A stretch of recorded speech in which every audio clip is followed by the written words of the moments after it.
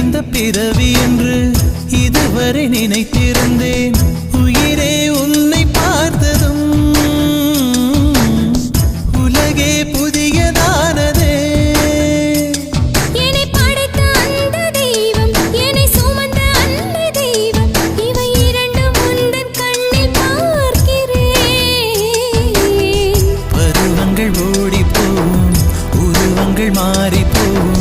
உன் மீது கொண்ட காதல் உயிரையும் தாண்டி வாழும். சொன்னதெல்லாம் இனி நடக்குமா?